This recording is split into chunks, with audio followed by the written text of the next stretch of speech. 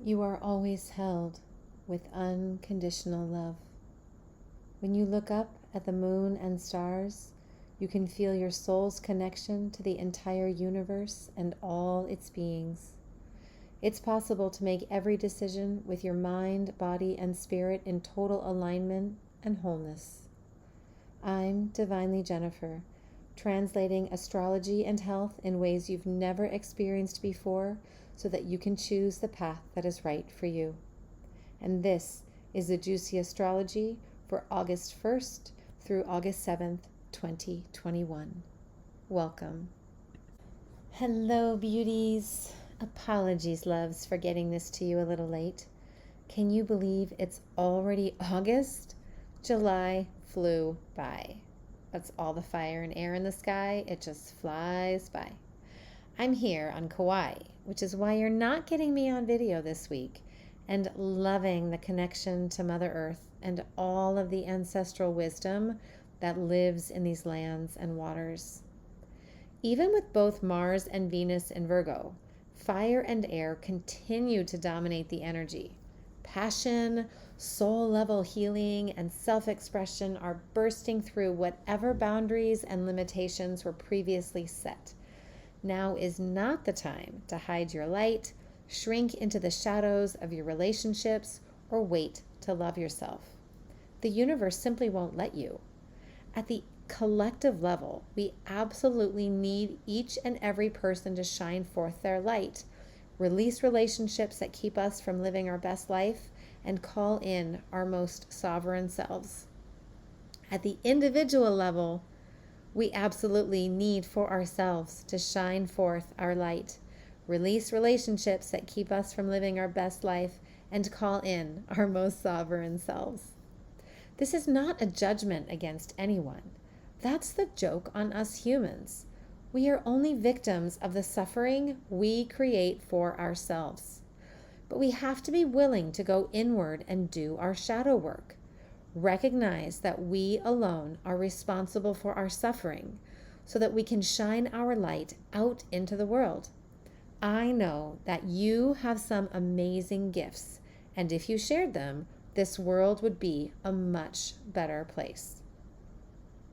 Use the waning energy of the moon to gently kindle and stoke your fires before the new moon on August 8th. Breathwork is more important than ever to keep yourself calm, cool, and collected. Find yourself an app or a class if you need some inspiration. Likewise, the energy is ripe for accidents and injuries, so make sure that your first aid kit includes homeopathic arnica. You may also want to stay off the sugars and stimulants as much as possible, lest your fires start to rage in the form of physical and emotional inflammation. And with no further ado, here is the Juicy Astrology for August 1st through August 7th, 2021. Please remember that all times listed are Pacific Daylight Time, so please adjust accordingly. Sunday, August 1st. This is a pretty big day. The waning moon is in Taurus all day, feeling inspired to dream and rest. Mercury in Leo conjuncts the Sun in Leo at 7:07 a.m. They're both at 9 degrees, 32 minutes of Leo. The messenger and the Sun come together in Leo. Mercury wants to express everything with a dance, a song, and some flair. But the lights are so bright. There may be some fireworks and conversations, but hopefully they will entertain you. If you find yourself being triggered by someone's or your own need to be right, take a step back and go dance your own jig. Venus continues her finger of God with Saturn and Chiron. You may feel inspired to make changes or adjustments to your healing routine. Perhaps it's time to find a new mentor. At 2:05 p.m., Mercury in Leo opposes Saturn in Aquarius. They're both at 10 degrees, 12 minutes. Mercury follows Mars and Venus in the T-square with Saturn and Uranus. Mercury is on stage, but Saturn won't raise the curtain or open the theater even until Mercury has a better grasp on his lines. Meanwhile, Uranus, whom Mercury will square tomorrow, is encouraging Mercury to create a whole new language. There is the potential for shocking or surprising news over the next 3 days. Then, at 11:14 p.m., the Sun in Leo opposes Saturn in Aquarius, and that's at 10 degrees 11 minutes. While the Mercury-Saturn-Uranus T-square is fairly quick, the Sun will take his sweet time over the next 6 days to fully activate the energies. Like a lion circling his prey, the Sun is in his happiest place in the sign of Leo, giving him an advantage that Mars, Venus, and Mercury didn't have in their T-squares with the stern father, Saturn, and the mischief maker, Uranus. Saturn and the collective want to impose limits on how the Sun expresses himself and shines his light. Hello, censorship, especially on YouTube. The Sun won't have it, especially with Uranus encouraging him to create his own playbook. Don't let anyone tell you to dim your light. Buy them a pair of sunglasses. Monday, August 2nd. This is a busy moon and another big day. The waning moon in Taurus goes void at 12:40 a.m. with a square to Jupiter in Aquarius. Watch out for overdoing the pleasure, lest you feel a literal or proverbial hangover in the morning. She moves into chatty, social, and curious Gemini at 1:46 a.m. Even if you don't feel inspired to create in the moment, take the time to scribble any ideas on paper that you might want to bring to life after the new moon on August 8th.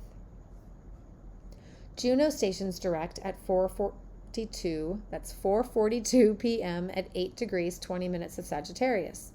The goddess of marriage and intimate partnerships begins to move forward. If you have been struggling in your closest relationships, you'll start to gain some clarity if you should stay or go. And then Mercury in Leo trines Chiron in Aries at 8:41 p.m., and they're both at 12 degrees 47 minutes. Speaking our truth can be so healing. Do it in your way through music, singing, and art. Be a leader and mentor. And this is part of that grand trine in fire with Mercury and the Sun in Leo, Chiron in Aries, and Juno and the South Node in Sagittarius. Venus in Virgo trines Uranus in Taurus at 11:53 p.m., and they're both at 14 degrees 40 minutes. If you're feeling a little stuck with health, love, or finances, listen for aha moments and sudden intuitions today. Uranus wants Venus to do things differently so that she feels better, and Venus is willing to listen. Tuesday, August 3rd, the waning moon is in Gemini all day. In the wee morning hours, she kisses the grand trine in fire, making her extremely chatty. You might just wake up with an idea.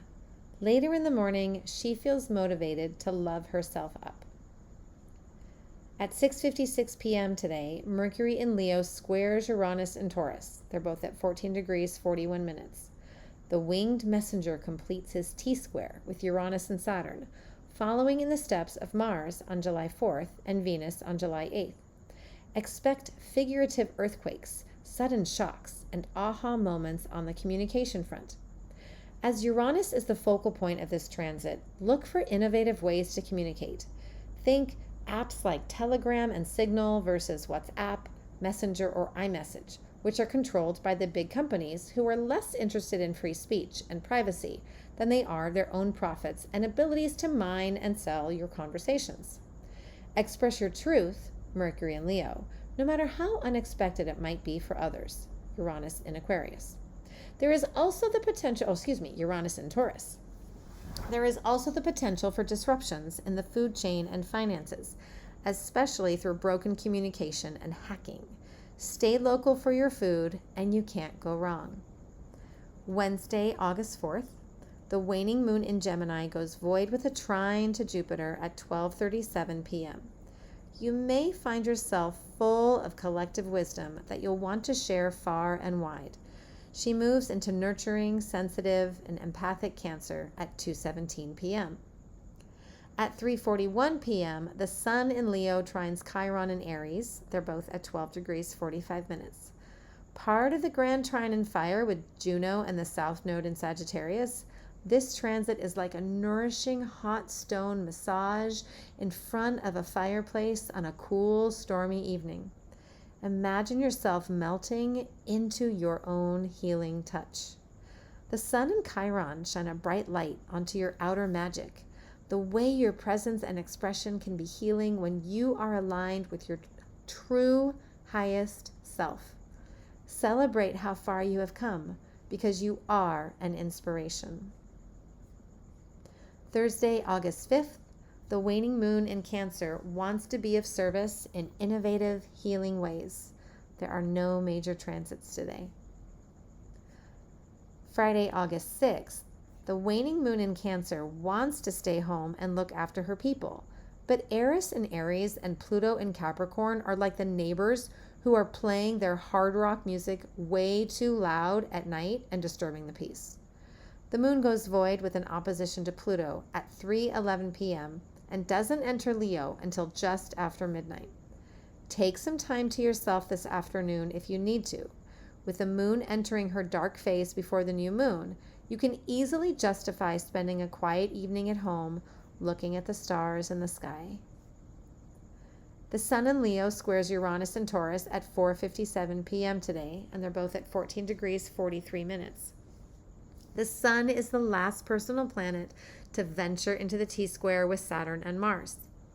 Within the collective, I expect there to be some explosive energy, not necessarily human against human violence, but something shocking, electric, jolting, and shaking. It's as if the sun is encouraging Uranus, who's in his fall in Taurus, to overcome any stagnancy in Earth, like getting stuck in the mud, and instead shine his groovy, quirky, mischievous light and show the fearful 3D paradigm who is really in charge, which is a sovereign individual. The rabble-rouser in me is almost looking forward to the shifts this transit might bring, like an express lane to change versus being stuck in Saturn's slow lane behind a big rig hauling an oversized load. Wherever you are in the world, have your computer and phone backed up, know your escape routes and meeting places, and have extra cash handy, just in case. There is also the slight potential for injury or a health crisis. Have you put together your kit of natural remedies yet? Saturday, August 7th, the waning moon enters Leo at 12:31 a.m., where she is playful, creative, and colorful. Given that she is still in her dark phase, she may be less boisterous than normal in Leo until the new moon on Sunday morning. She has a lovely day with supportive transits until she opposes Saturn in Aquarius at 6:49 p.m. This is sort of like stepping in dog poop just as you're heading back from a really lovely and refreshing walk. Vesta in Libra sextiles Juno in Sagittarius right at 12 a.m., and they're both at 8 degrees 23 minutes. This transit represents a lovely infusion of divine feminine into intimate relationships. If you feel yourself reacting in partnership because of old wounds, look at the situation instead from a place of service. No one can suffer from your wounds except for you. Vesta in Libra trines the North Node in Gemini and sextiles the South Node in Sagittarius at 8:29 a.m. They're both at 8 degrees 33 minutes. How does it feel when you use your gifts to be of service in the world? When you feel like you're really living your purpose? It feels really good, doesn't it? The divine feminine brings another loving infusion into our purpose and reminds us that we are on this planet at this time to do good, share our gifts, and create a more loving world in our own unique way. All right, bonus, friends. I'm going to talk about the astrology for Sunday, August 8th up until the new moon. I'm not going to talk about the new moon. That's going to come in the next video, next audio, but let's talk about what happens until then. So the waning moon squares Uranus and Taurus at 4:04 a.m. This feels like an aftershock for whatever happened on Friday or earlier in the week. She'll meet up with the sun at 6:50 a.m. for the new moon. And like I said, I'll talk about that in my next video and audio. Juno in Sagittarius conjuncts the South Node and opposes the North Node in Gemini. at 2:45 a.m., and they're all at 8 degrees 25 minutes. This is the second time that Juno, the goddess of marriage and intimate partnerships, has conjuncted the South Node in Sagittarius and opposed the North Node in Gemini. The first time was July 6th. What have you been learning about your relationship since then? There has been and will continue to be a lot of releasing energy in relationships, at least for the next lunar cycle. For some, that energy of releasing will last until the end of 2021, depending on where the Saturn-Uranus square lands in your natal chart. It's possible that you may be releasing the relationship completely, or you may be releasing old ways of being in relationships that no longer serve you or have never served you. Perhaps others are releasing old ways of being in relationship with you that no longer serve them. Some relationships come to a natural end when we are growing and changing at these deep, deep levels. It will not serve you to stay in a relationship that doesn't serve your highest purpose, especially if you have been compromising your purpose of what is important to you in order to supposedly keep the peace. All right, beauties, hang in there. The new moon is just around the corner. Focus your energy this week on breathing and healing, and you can't go wrong. If you need some help to better understand how the astrology impacts your purpose and your health, please book a reading on my website at www.divinelyjennifer.com. Have a beautiful week, and I am sending you so much love from magical Kauai. I'm Divinely Jennifer, and this has been the Juicy Astrology for August 1st through August 7th, 2021. Thanks for listening.